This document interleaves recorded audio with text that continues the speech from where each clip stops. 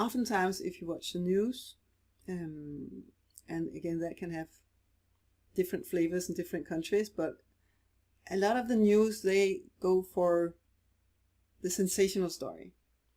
Like there's nothing interesting in commonality. Like today, just like yesterday, so many cars arrived home safely. Not interesting. We want the car crash on the front of the newspaper. We want the sensation.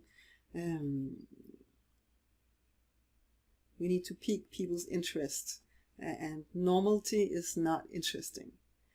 So the media can easily be a very one-sided horror story of the state of the world, and we really need to be awake to that, so that when we read about the car crash, we remember, okay, so there was one car crash and all the other cars came home safely. Okay, so there was one violent assault and we all get shocked about that, because the usual is that people can travel home safely and like nothing happens.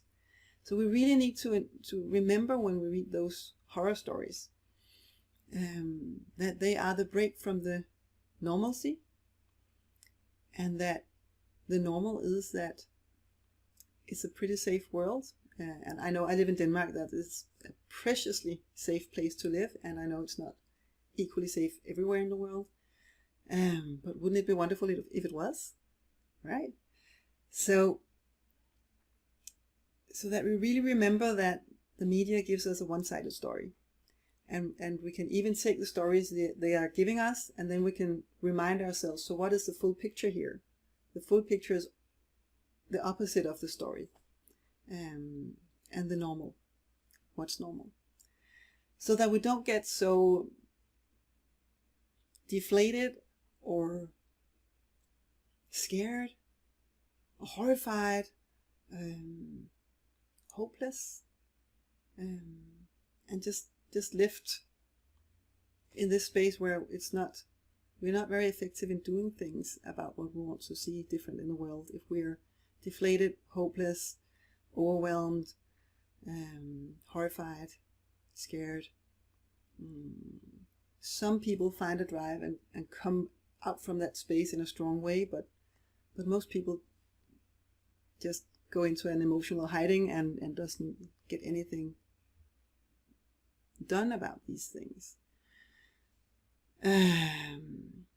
So we really need to remember that the media is not telling the true story or the full story, and that we can be impacted a lot as readers or viewers, and get emotional reactions from that. They're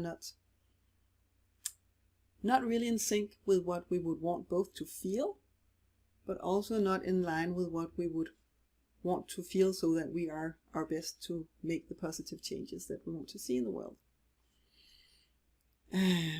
So we really need to see both sides of I'm not saying the world doesn't have any problems. Obviously, I'm talking about changing the world, so I'm seeing there are things that I would like to see different in the world.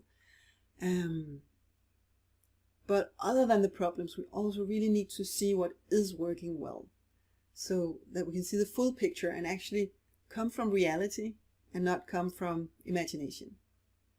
Whether it be a horror story from the media or a fairy tale where we're denying there's anything wrong in the world, but that we can just see everything. We can be present with everything and say, okay, these things are going really great, and over here we have some problems, and let's do something about them.